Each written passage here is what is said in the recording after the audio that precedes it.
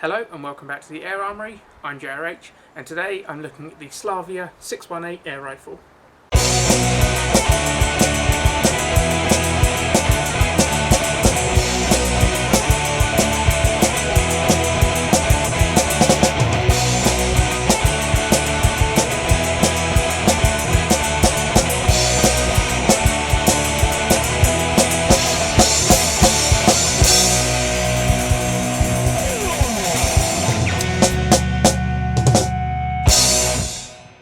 So this rifle, whilst branded as Slavia, is actually made by CZ, or Ceska Zbrojovka, which translates as Czech Arsenal or Czech Armoury.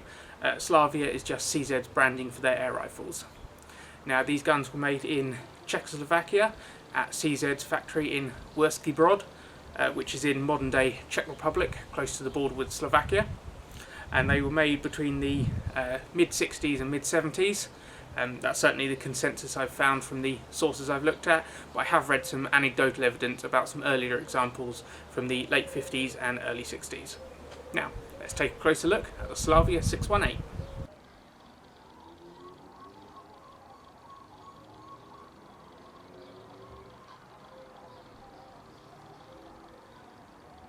The Slavia 618 is a spring piston break barrel air rifle.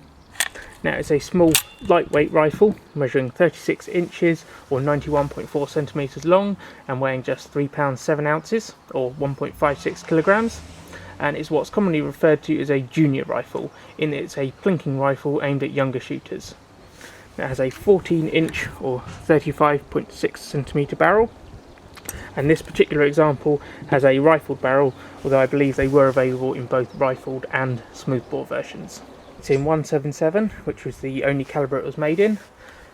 All the metal parts are blued steel, although the finish is starting to wear on this particular gun. There is some detailing machined, albeit slightly crudely, into the front of the compression chamber. Now this is a bit different and a distinctive recognisable feature of a lot of the old Slavia rifles. Now I really like it. I think it's a nice touch.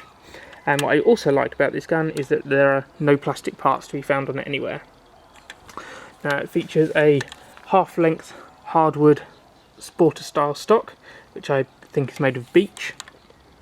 Now it's quite a basic stock, but it does have some recesses for your fingers to hold on the sides, and there are some serrations on the butt to give you a bit of grip when you shoulder the rifle. Now the stock is finished with what looks like quite a thin layer of varnish or lacquer, and the finish on this particular gun has started to wear and flake over the years, and the previous owner has unfortunately put some horrible black paint along the top edge of the stock.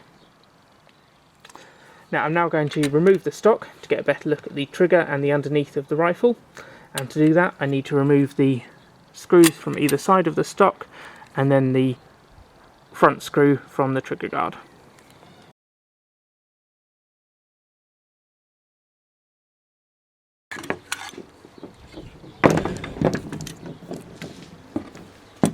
As you can see, it is a very simple mechanism underneath with just a single piece cocking link or cocking arm there. There is no trigger unit, instead it has a direct sear trigger whereby the top of the trigger blade is the actual sear. It's a very basic trigger mechanism, so the trigger is single stage and non-adjustable, but it actually feels quite controllable for this type of trigger. It certainly feels better than some other guns with direct sear triggers, and the 618 doesn't have a safety of any kind.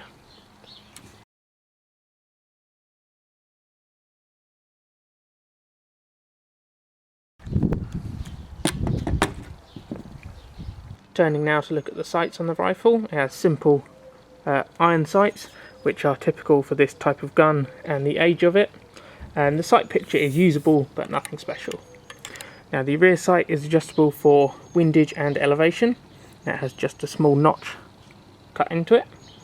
It's spot welded at one end, so the sight then acts like a flat spring, which is bent upwards when you turn the adjustment screw for the elevation. Now the adjustment screw itself is quite small, but it is textured around the edge to give you grip, and it is just finger adjustable.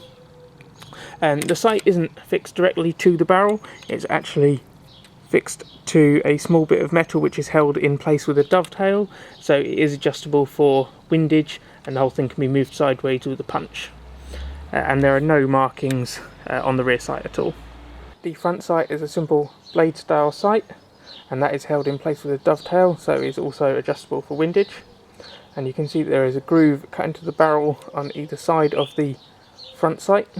And the reason for that is that when this gun was new, it would have had a hood covering the sight post, which would have been crimped in place into these grooves. Lots of them have been lost over time though, including the one from this particular rifle. The rifle does have the facility to mount a scope, but that is not universal across all 618s. Some of them were not machined to accept a scope. So at the rear of the compression chamber here is where you can mount a scope, but it's fair to say that this is a slightly strange setup. The length of the rail is only 3.4 centimetres or 1.3 inches, and the grooves cut into either side are actually more like slots rather than actual dovetails, but it will still accept standard dovetail mounts.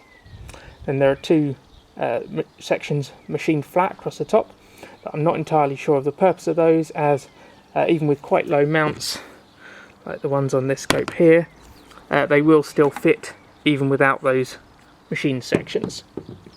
Now, that scope is obviously monstrously large for a gun like this, but even this scope, which is my smallest scope with my smallest mounts, still has a problem in that because it's such a short rail, the mounts would essentially have to be next to each other. So you'd have to mount both the mounts on one side of the central part. So either there, probably is going to be best, so you get a good eye relief, otherwise you're going to have it all the way back like that. It's possible, albeit I'd say unlikely, that there was even a special mount designed for this rifle. As to be expected, most of the markings are found on the top of the gun, on the compression chamber. Now on this particular gun, they run across the gun in a portrait orientation, although this did vary, and you can find 618s with the markings running along them in a landscape orientation. So you've got Slavia, and then the model number 618, made in Czechoslovakia, and this logo at the top here is the CZ logo. Then on the side of the barrel where it connects to the gun, you've got the serial number, this one being 185,612. I have no idea what the serial number range was for the 618 or how many there were made, and not all of them even had serial numbers anyway. You can find 618s without a serial number. So that is all of the markings on this particular gun. But there are a couple of other markings you might come across on other 618s. Some of them were marked rifled on the top of the compression chamber, presumably to indicate a version with a rifled barrel. Now I'm not sure whether that was an early marking that was dropped or a later marking that was introduced. And the other marking you might encounter is the name Relum, again across the top of the compression chamber. Whilst it's possible Relum did manufacture some of their own guns, they were primarily an importer and distributor of Eastern European air guns based in London, and it used to be a relatively common practice for importers to mark guns with their name, so any 618s with Relum on, I think it's safe to assume, are ones that came to the UK via Relum. So I'm now going to test the accuracy of this gun. I'm going to fire 10 shots at one of these 14cm square targets at a range of around 12 metres, and I'm going to be using these 8.4 grain Air Arms Diablo field pellets.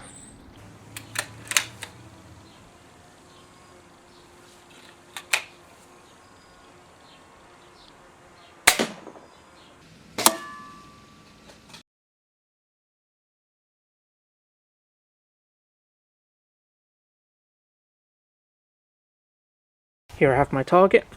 Now all of the pellets are in the orange ring or within, and the grouping is exactly 5 centimeters. Now at that range with this rifle and basic open sights, I'm happy enough with the accuracy. In fact, it's probably ideal plinking accuracy in that you can usually hit what you're aiming at, but maybe not every time, which keeps it fun, and you're never going to spend time worrying about getting pellet on pellet accuracy.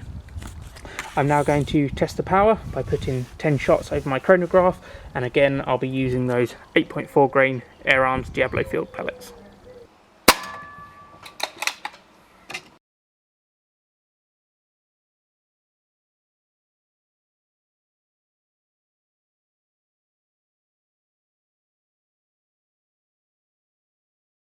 Here I have my Coronagraph test sheet and the numbers are in.